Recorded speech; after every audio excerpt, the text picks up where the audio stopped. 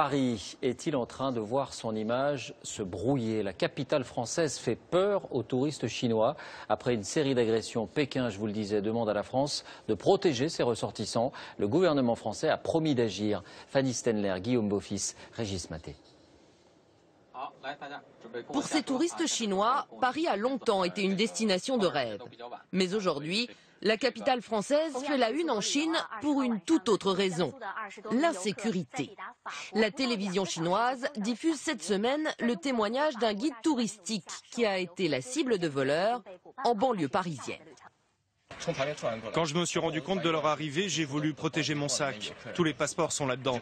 Les agresseurs m'ont battu par terre, ils m'ont traîné et m'ont donné des coups de pied. Ça a duré un moment. La bandoulière du sac a été cassée et ils l'ont pris.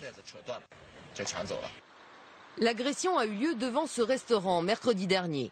Un quartier situé en Seine-Saint-Denis, près des aéroports, où les tours opérateurs ont l'habitude d'emmener leurs clients à leur atterrissage. Cette agression n'est pas un cas isolé. À quelques mètres, cette gérante d'un autre restaurant chinois nous raconte comment elle a vu un second groupe se faire attaquer.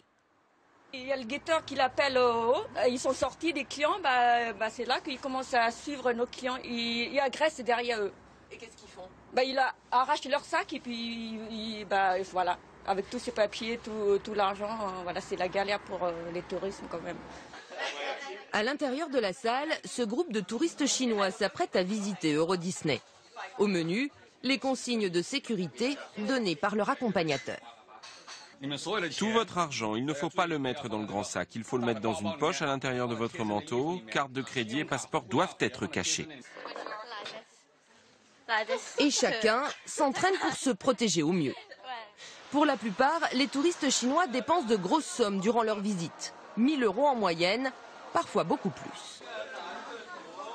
J'ai 10 000 € à dépenser. Je veux une montre de luxe, notamment. Face à ces agressions qui se multiplient depuis des mois, les agences de tourisme prennent leurs dispositions et donnent à leurs clients des consignes écrites noir sur blanc. Pour un groupe, pour quelques jours à Paris, bien garder leur propre passeport. Pour eux, Paris est devenu une destination à risque.